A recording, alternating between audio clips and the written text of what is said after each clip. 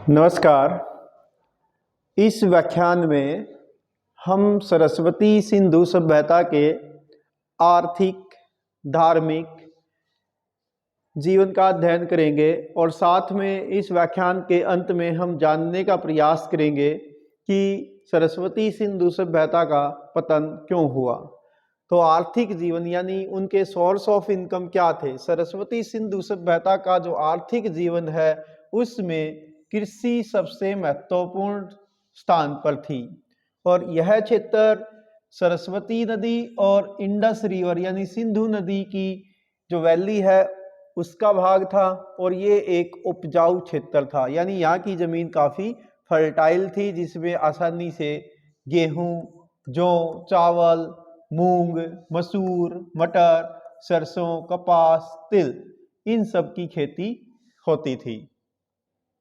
यानी गेहूं, जौ, चावल जैसे फूड ग्रेन्स यहाँ पर होते थे, मूंग, मसूर जैसी दालें होती थी, मटर जैसी फलीदार फसल होती थी, सरसों यानी मस्टर्ड जैसी जो है तिलहन फसलें होती थी, तिल जिससे रेवड़ी बनती है तो तिल से तेल मिलता है, और कॉटन, ये सब यहाँ पर फसलें होती थी।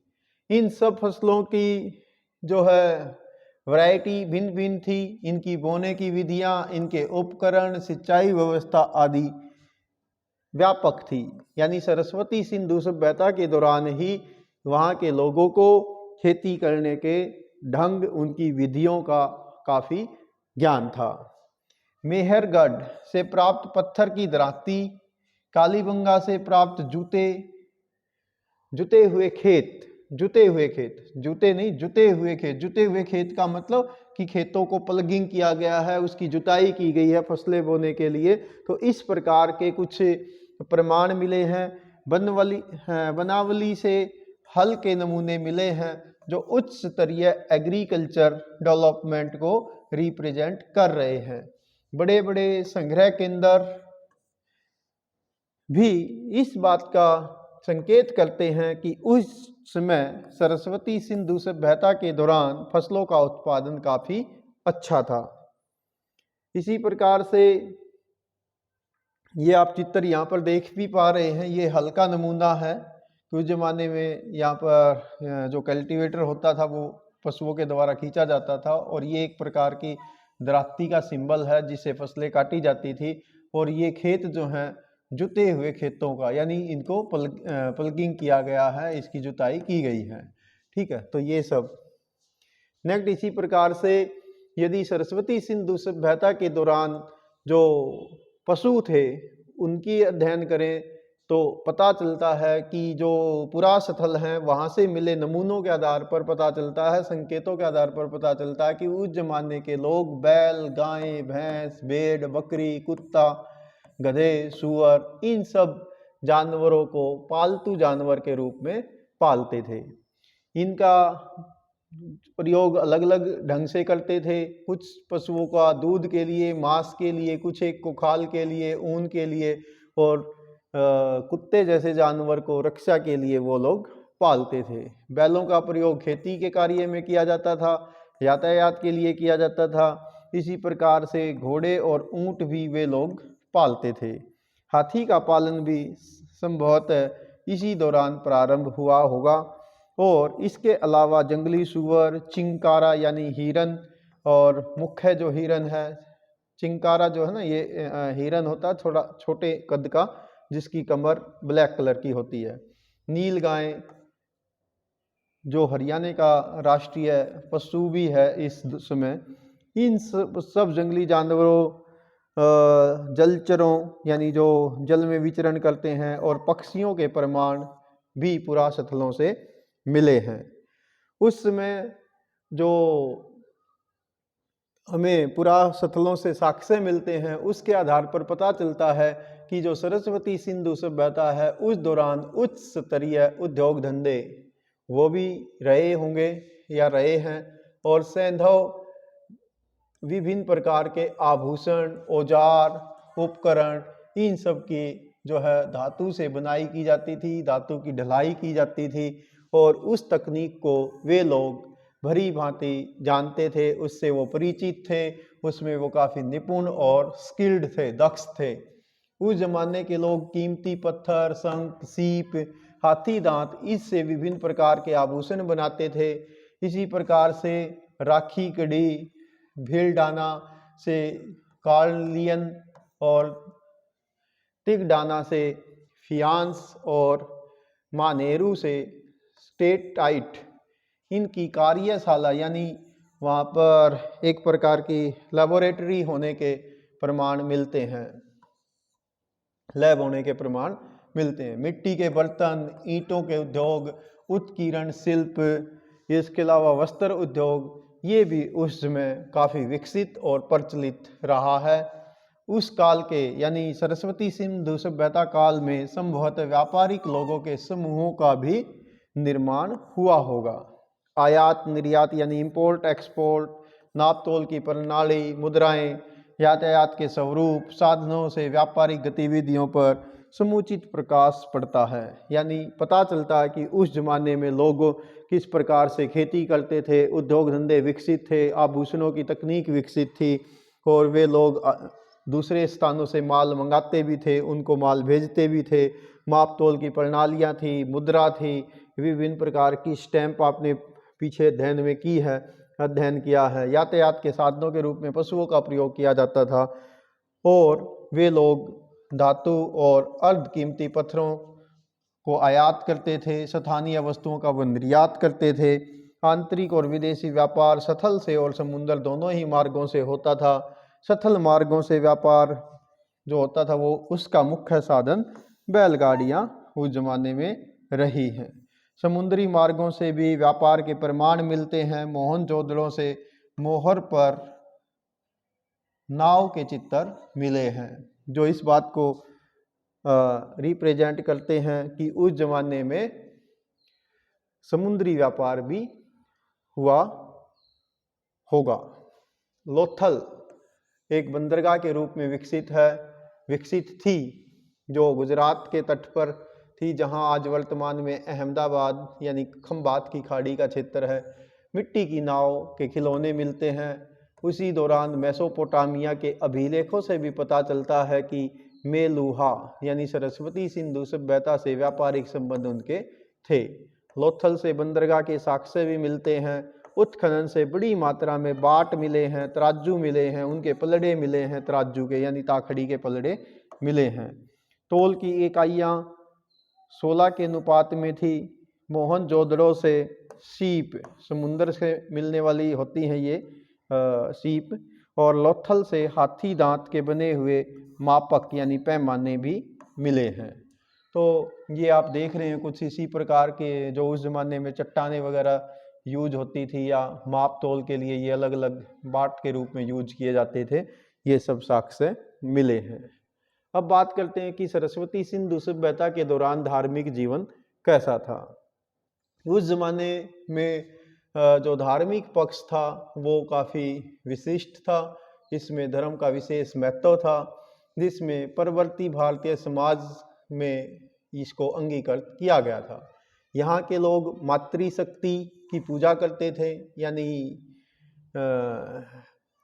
पृथ्वी माता कहिए, ठीक है, और जिसका साक्ष्य वो नारी पूजन के रूप में भी करते थे कि नारी की मिट्टी की मूर्तियाँ और मोहरें पर नारी की जो मोहर होती थी ना उस जमाने में, तो उस पर नारी की आकृति का अंकन मिलता है। तो वो मातृशक्ति को पूजन करते थे और देवी के रूप में मानते थे। इन मूर्तियों पर धुएं के निशान भी मिलते हैं और यह संभावना है कि इन मूर्तियों के सामने पूजा के लिए कोई वस्तु जलाई गई होगी, यानी जैसे आजकल हम धूप जला लेते हैं। तो इस सभ्यता के अंतर्गत मातृशक्ति की उपासना यानी पूजा की जाती थी। प्राणी जगत, वनस्पति जगत, ये भी उपास्य देवी के रूप में मान्य रहे होंगे। पशुपति शिव की उपासना सरस्वती सभ्यता के पुरा अवशेषों में देखने को मिलती है। मोहनजोदड़ो जो एक प्रसिद्ध नगर था उस समय का, तो उससे एक मोर पर सींग वाले त्रिमुखी पुरुष को सिंहासन पर योग मुद्रा में बैठे हुए दिखाया गया है, जिसके दाहिनी तरफ हाथी, बाघ, बाईं तरफ गैंडा यानी राइनो और भैंसा ये देखने को मिलते हैं। तो ये वाला इम्पोर्टेंट क्वेश्चन भी रहेगा आपसे, इस प्रकार के क्वेश्चन सामान्यतः पेपर में पूछे जाते हैं। तो ये हैं, सिंहासन के नीचे दो हिरण खड़े दिखलाए गए हैं। इस मूर्ति को पशुपति शिव की मूर्ति माना जाता है। इस सभ्यता के लोगों द्वारा शिवलिंग की पूजा भी की जाती थी, जैसा आप यहाँ पर चित्र में देख पा रहे हैं। इसी सरस्वती सिंधु सभ्यता में पशु पूजा, वृक्षों की पूजा, इसके प्रमाण भी देखने को मिलते हैं, जिसमें विशेष रूप से एक सींग वाले पशु, बैल, सांप, पीपल, इन सब का भी पूजन वो लोग करते थे। यहाँ पर इस जमाने में आप ये सात्विक चिन्ह ये आप देख रहे हैं, तो इस प्रकार का ये चिन्ह जो आज भी हमारी वर्तमान सभ्यता में भी चलता है, तो ये सात्विक चिन्ह भी उसी स्वास्तिक का जो चिन्ह है ये भी उसी जमाने में विकसित हुआ होगा। इसी प्रकार से यहाँ के जो समाज था उसमें योग का विशेष महत्व था। मोहनजोदड़ो से एक मोहर प्राप्त हुई है, जिसमें एक पुरुष की आकृति पद्मासन मुद्रा में दिखाई देती है।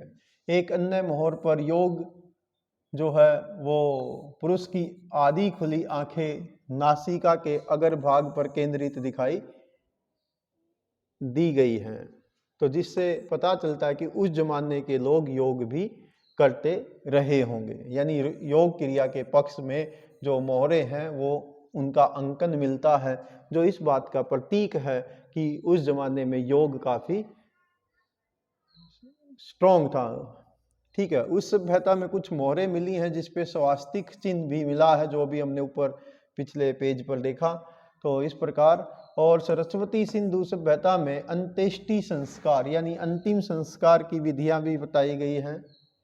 ठीक है, तो इसमें पूर्ण समाधिकरण, आंशिक समाधिकरण या दाह संस्कार, इन सब का भी वर्णन मिलता है। समाधि क्षेत्र नगरों से बाहर होते थे, जिसके प्रमाण फरमाना, राखीगढ़ी और अन्य पुरातत्वों से मिलते हैं। शवों का सिर वो प्राय उत्तर दिशा की ओर और पैर दक्षिण दिशा की ओर करते थे। कंकालों के साथ मिट्टी के बर्तन, आभूषण, उपकरण आदि रखे जाते थे, ऐसा मान्यता रही है। ये आप उस जमाने की कुछ मोहरें देख पा रहे हैं, ये मोहरें वहाँ पर मिली हैं कि किस प्रकार से ये योग मुद्रा उस जमाने में की जाती रही होंगी। तो ये उनका धार्मिक जीवन था। अब बात करते हैं कि सरस्वती सिंधु सभ्यता का पतन क्यों हुआ। तो सरस्वती सभ्यता सिंधु सभ्यता के पतन का कोई एक विशिष्ट कारण तो स्पष्ट रूप से नहीं झलकता है, लेकिन बहुत सारे कारण रहे होंगे तो जिनमें से नंबर 1 कारण है प्रशासनिक शिथिलता। सरस्वती सिंधु सभ्यता के अंतिम चरण में प्रशासन में शिथिलता आई होगी, जिसके कारण से बस्ती का आकार सीमित हो गया और स्वच्छता की कमी आई। सड़कें और गलियों में अतिक्रमण होने लगा, दीवारें कम चौड़ी बनने लगी, नए मकानों के निर्माण में पुराने मकानों की ईंटों का प्रयोग होने लगा, जिसके कारण से नगरीय सभ्यता धीरे धीरे ग्रामीण संस्कृति में परिवर्तित हो गई होगी। सेकंड कारण माना जाता है जलवायु परिवर्तन, कि सरस्वती सिंधु सभ्यता के पतन के लिए जलवायु परिवर्तन भी एक उत्तरदायी कारक रहा होगा।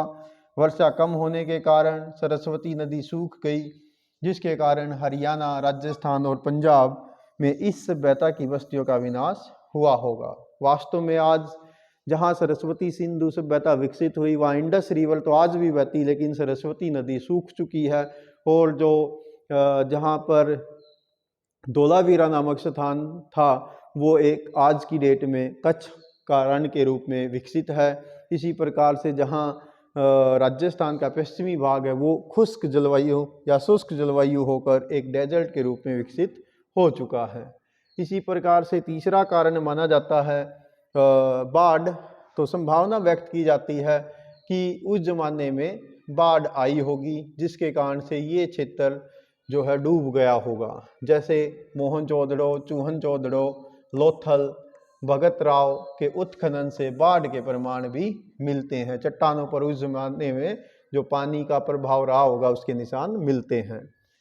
एक कारण माना जाता है विदेशी व्यापार में गतिरोध। सरस्वती सभ्यता के विदेशी व्यापार में कमी आने के कारण लोगों का आर्थिक ढांचा कमजोर हो गया होगा, जिस कारण से बहुमूल्य वस्तुओं की जगह स्थानीय उत्पादन की जो वस्तु है उनकी मांग बढ़ने लगी और लोगों के जीवन के स्तर में भारी गिरावट आई होगी, शायद जिस कारण से इस सभ्यता का पतन हुआ होगा। देन एक कारण माना जाता है महामारी, पेंडेमिक्स। तो मोहनजोदड़ो से जो 42 मानव कंकालों के अध्ययन से पता चलता है कि इनमें से 41 लोगों की यानी 41 आउट ऑफ 42 की मौत मलेरिया जैसी महामारी से हुई है। उस जमाने के जो कंकाल मिले हैं मोहनजोदड़ो से, जिनमें से 42 में से 41 की मौत का कारण मलेरिया जैसी महामारी माना गया है। तो इससे अनुमान लगाया जाता है कि शायद उस सभ्यता का पतन, सरस्वती सिंधु सभ्यता का पतन किसी न किसी महामारी के कारण से हुआ होगा। तो प्यारे विद्यार्थियों, ये था आपका सरस्वती सिंधु सभ्यता अध्ययन। तो यहाँ पर कुछ क्वेश्चन दिए गए हैं जिनको आप रिवाइज कर सकते हैं। जैसे सरस्वती सभ्यता सिंधु सभ्यता की नगर योजना कैसी थी, उनका सामाजिक आर्थिक जीवन कैसा था, उनकी आर्थिक संरचना कैसी थी, वो किस प्रकार से कलात्मक थे। तो ये 4 क्वेश्चन आपके रहेंगे यहाँ पर।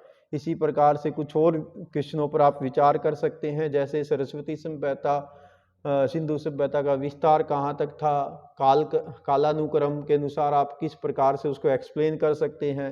सरस्वती सिंधु सभ्यता के पतन के क्या कारण रहे होंगे, जिन पर हमने अभी चर्चा की। और सरस्वती सिंधु सभ्यता विश्व को क्या कुछ देकर गई, यानी जो हम आज भी वर्तमान समय में भी करते हैं। और आपने सरस्वती सिंधु सभ्यता का अध्ययन अभी किया तो पता चलता है कि बहुत सारे हमारे जो सामाजिक, आर्थिक, धार्मिक जीवन में जो गतिविधियां रहती हैं वो सरस्वती सिंधु सभ्यता के दौर में भी रही हैं। तो सरस्वती सिंधु सभ्यता ने वर्ल्ड को क्या कुछ दिया है, ये भी आप क्वेश्चन तैयार कर सकते हैं।